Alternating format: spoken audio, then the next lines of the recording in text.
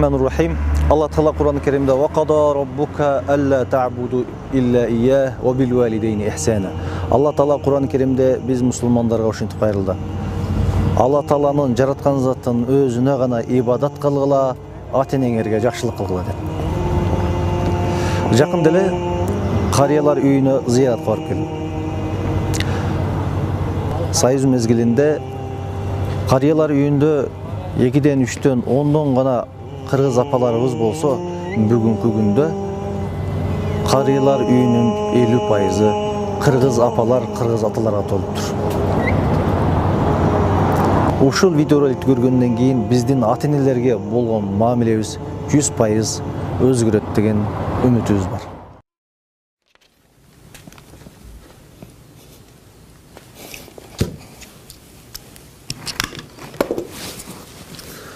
Атаңыздын бул дүниеден өткөнүнө канча жыл болду дейт.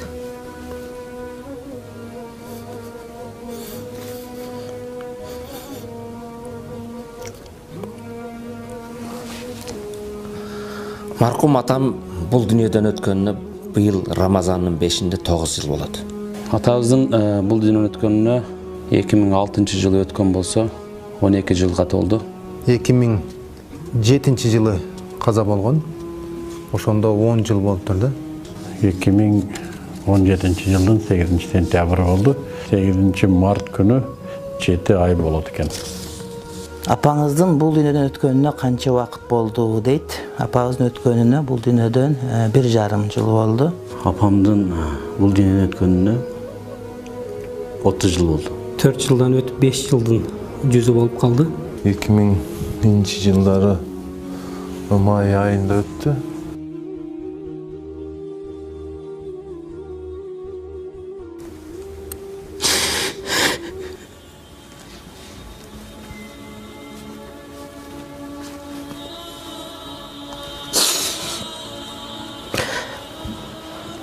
Мен жаш болсом деле апама мен сөз берет элем. Мен чоңойгондо апа мен айткам, мен башка үй салам. Айттым го, бул илгери үй салганда мен үйлөрдүн дубалдары текчелер көп болгондо. Ошондой айтат элем, бул эмне кереги бар бул текчелердин апа десем, силерге кереги бар балам. Тетрадыңды коесуң, сумкаңды коесуң, кийимиңди коесуң депчи. Ошол мен жаш болсом керек, бир 7-8 жашар, 7 жашар болсом, мен мектепке барганмын да. Айтат элем да, мен чоңойгондо башкача үй салам. Апа, мен мындай текче кылбаймын. Мен шифонер, шкаф коюп, ошондой кийимдер сала турган коемун деп айтчумун да. Өкүнгөнүм ачылык амалына алып барып келсем деп аябай көп ниет кылчу элем. Тилекке каршы тагдыр, Кудай Тааланын тагдырына моюн сунабыз. Түбөлүктүү ата-энемдин жанында болом деген чоң ниетим бар эле. Дайыма кызмат кылам деген чоң ниетим бар эле. Бирок адам баласы чоңоюп, өзүнчө турмушка баягы жол тартып кадам таштай баштагандан кийин бизде турмуш шарт ошондой болуп калды. Биз айыл жерден, ата-энебизден алысыраак боло баштадык да. Бүгүн кээ бир нерсесин ойлосуп өкүнөм, эмне үчүн ошол кезде аткарбадым деп. Атам баягы өтүк масты деп коет. Ошондой өтүк масты тиктирип, ошо чоң атабыздын чепкенин берип, ушуну кийип хутбага чыксаң деп жөнөтүп бериптир. Ой, мен жаштык кылып аны эч кийген жокмун. Атамдын чепкенин бир жолу кийип, жума хутбага чыгып койсоң болмок. Ал жерде жума хутбасы деп катердин анча-мынча чыгат элем. Ошол жерде мен көргүм келди атамдын чепкенине. Бүгүн өкүнөм, жарашпаса да, эски болсо да бир кийип калбапмын.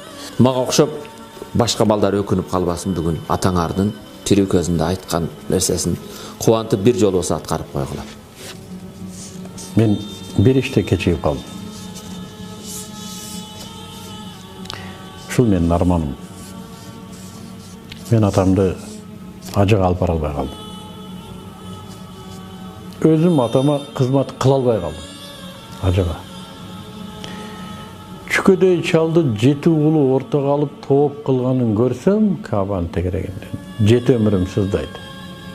Атам менен отуруп көптөгөн жакшы бир иш-чараларда бирге болуп отурсам, атамды каалайт элем мен неберелерине бүгүн жакшы бир батасын берип, ала деркелетип отурушун каалачумун, бирок Аллахтын тагдырына баш ийебиз, баарыбыз мусулманбыз. Ушунчалык бекем инсан болгондон мен бүгүн атамдай боло албайтам.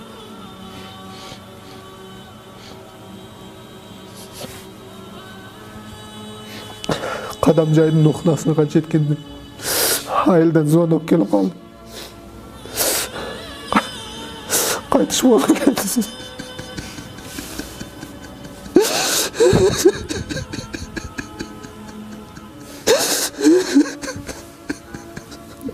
Ошол маселе бүгүнкү күнгө чейин жүрөгүмдү.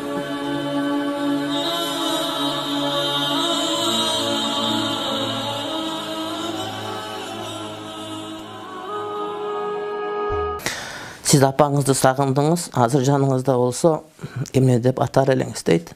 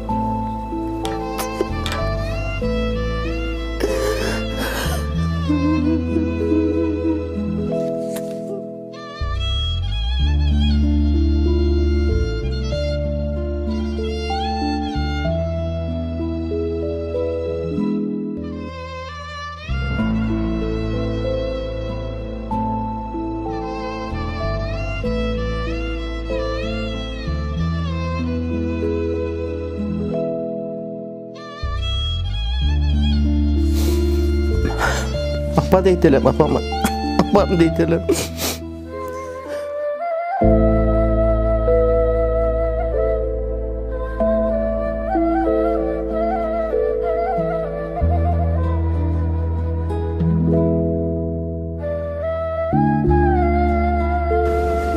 Жанында болсо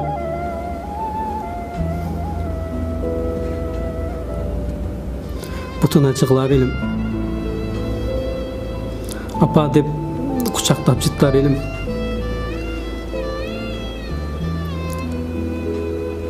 Апамдын акыркы сөзү эсимде.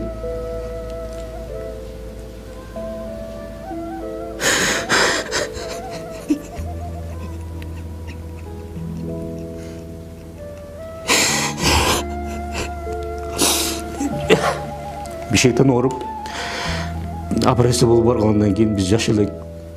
Адамдар көп үйдө бишектен Фрунзеден келет экен деп үйгө келип жүрсө мен ойлопмун. Апамдын келишин күтүп аткан турбайбы депчи. Биз жаш мезгилде жакшыбыз да билбейбиз.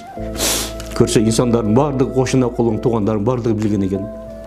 Бул операция болуп келе жатат, эми жашаганга мүмкүнчүлүгү жок депчи. Келип эле скорый помощь менен көтөрүп үйгө алып киришкен. Bir нерседе биле бирөө сүйлөсө укпайт такпам, себеби жаны ооруп аткан, жаны ооруп турган. Анан кокустан атам, тур балдарын келди көрүш деген болчу.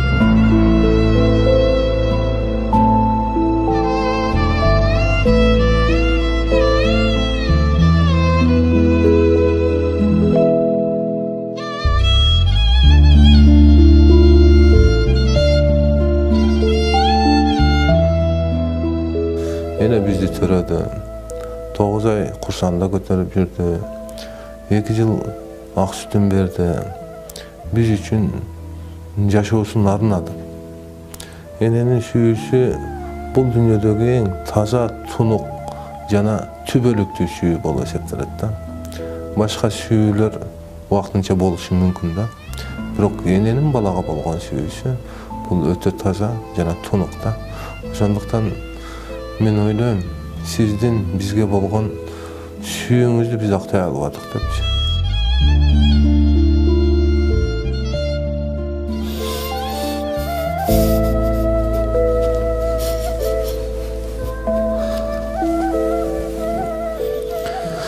Siz atаңızды сағындыңыз, hazır canınızda bolsa.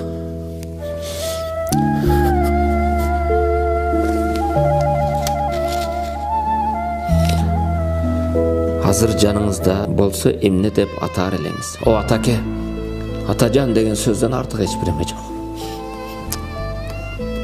Atamды сағындым ова.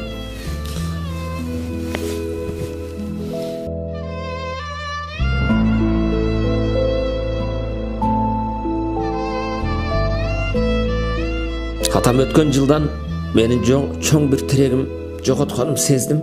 Атам бар кезде өтө өзгөчө анын дайым дуасы менен бекем башка элем. Бирок өткөн жылдан эле сездим мен. Баягы түнү күн тахажжуддарда болгон дуалар атамда эч ким дуа кылбай калды.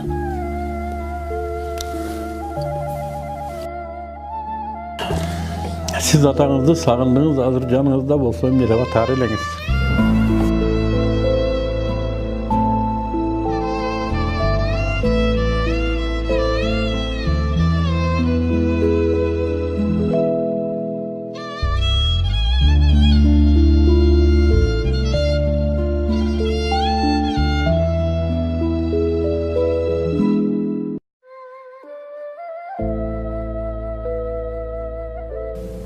Atamın akırkı жылдары мен атам жаным атам деп сүйлөшчүм. Атам жаным ата деп сүйлөшчүм. Кандай деп жаныбызда болса. Бул уулдар акмак болот экенбиз. Биз уулдар акмак болот экенбиз. Мен көзүм өткөндөн кийин билесиң дечү да.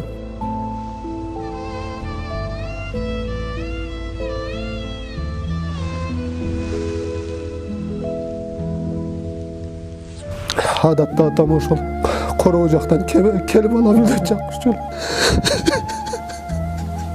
Ошол балам деген сөзүн сагынып келем.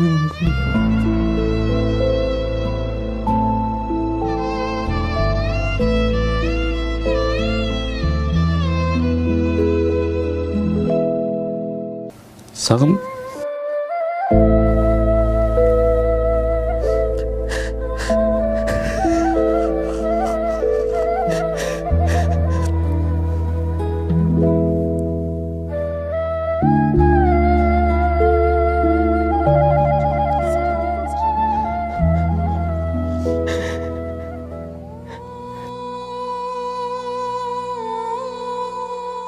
эч убакыт кайшы айтпагыла дейт элем. Колдон келишинче апага кызмат кылыш керек, апанын атилин алыш керек. Апа инсан пенде, ал кемчилик келтирет, ал дагы кетирет. Бирок ал апа, ошондуктан мен айтат элем, апалар дайыма тезде телефон чалып туруш керек. Колдон келген азыраак нерсе менен да сүйүнүп туруш керек. Анткени апалар бизден көп нерсе талап кылбайт да. Кээде биз аялдарыбызга, балдарыбызга бөлгөн каражаттан, бөлгөн көңүлдөн дагы андан ойнесе аз нерсе болсо дагы бирок көңүл бөлө турган болсо апалар кадимкидей алар сүйүнөт. Бизди апабыз эч ким аябайт, башка бир туугандар, башка досторубуз.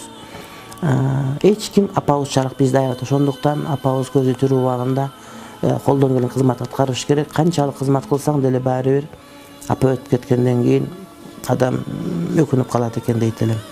Апасы барлар бактылуу адамдар. Ата энесинин көзү барында ошолорду бактап билиш керек, сыйлаш керек, урматташ керек. Кийин бир убакыт келет, өкүнүп каласың. Дайым көңүлүн көтөрүп, жакшы сөзүн арнап, жакшы белегин берип, белек кандай болбосун, кымбат болобу, арзан болобу, деги эле ошол апабызга кандай белек бербейли, кандай бир нерсе алып бербейли, чындыгында апа ошол баланын жакшылыгын, жакшы сөзүнө, жакшы мамилесине аябай муктаж, чындыгында көргүсү келет. Энеси бардын өрөсү бар. Энең эгерде бул дүйнөдө тирүү боло турган болсо, бейиштин туткасы сенин колуңда.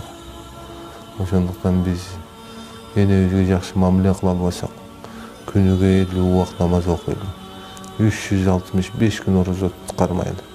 Бирок энебизге татыктуу кызмат кыла албасак, бейиштин жытын жыттабашыбызда биздин динибиз үйрөтүп турат да. Ошондуктан мен ойлойм, ушул ибадаттын туу жоксу энеге кызмат кылуу болсо керек да. Бүгүн энеси барларга мен айтат элем, бүгүнкү мүмкүнчүлүктү туура пайдалан. Энеңе кызмат кылып, Кудайдын ыраазычылыгын тап деген. Бүгүн мени көргөн мусулман бир туугандарыма айтарым, тирүүдө сыйлайлы, урматтайлы. Кээде насаат айтса, капа болуп, кээде жактырбагандай эме кыласыз. Атадан артык эч ким болбойт. Ата эч качан жаман болуңду каалабайт. Жашоодо ата дайым өзүдөн да жогору, өзү жетпеген ийгиликке жетсин дейт. Атанын ыраазылыгында Алланын ыраазылыгы. Ата ыраазы болбоюнча Аллах Таала ыраазы болбойт. Атасы тирүүлөргө айтарым, сыйлагыла, урматтагыла, алкыш батасын алла. Эртең күнү өкүнүп калбастан ошол колубузда бар алтындын эмес, алтындан да кымбат болгон ошол улуу инсан, ата деген инсандын батасын алып, ыраазычылыгын алууга үндөп кетмек элем. Ата эне бар болсун, бар болгондорго айтар элем. Кадырына жетсеңиздер, атаны уксаңыздар, арды дебесеңиздер, көңүлүн алууга аракет кылсаңыздар, себеби алардын дагы өмүрү канча калганын билбейбиз.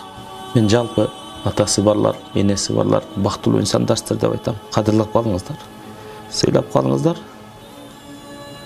Анткени бул ата энелер чындыгында бүгүн сиз менен биздин кызматыбызга муктаж болуп отурушат. Аллах Субхану ва Таала атага бир нерсе берген. Ал эч кимде жок. Ата уулга дуа кылса, Аллах Таала пардасыз кабыл кылат. Ушуну атага берген. Эгер уулунан наразы болсо, этеги көчүгүнө жетпей өтөт ал бала. Президент болсо да. Уулуна ыраазы болсо, ата, ал кедей болсо да бактылуу жашап өтөт. Мен мына биздин кыргыздын кайрадан намазга кайтып, кайрадан дин менен жашап атканын айтам. Ушу аталар дуа кылган экен бизге бир кезде деп айтам. Бу уул болду да атасынын дуасын алып калбаса, бул бактысыздык. Ошондуктан атасы тирүүлөргө ошону көрөр замат чуркасын атасына. Көрөр замат чуркасын. Видеону өчүрбөй туруп чуркасын. Өзү биякта ресторан тандап тамак жейт, атасынын балким жерге кепчи жоктур. Айылда. Балким ал муктаждыр. Ата уулга муктаж болот экен. Мен азыр ушуну сезип атам. Өзү да күйлүү күчтүү турган менен уулга муктаж болот экен. Мына Мыктыбектин арманы. Демек атам мага да муктаж болгон турбайбы? А мен атам жайында, колунда бар, мүмкүнчүлүгү бар, иштеп жүрөт деп жүрө бердим да. Көрсө муктаж болот экен. Бирок аны айтпайт экен бул. Ата деген ушундай, айтпайт экен. Аны мага окшогон кашеки уулдар сезбей калат экен.